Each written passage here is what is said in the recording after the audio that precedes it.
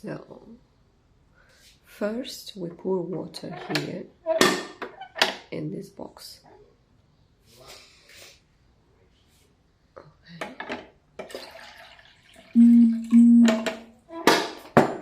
And then we press this button and wait until the light is stable. Okay, the light is stable. Then we take the capsule, put it here, press this down, put the cup, and choose if you want short or long.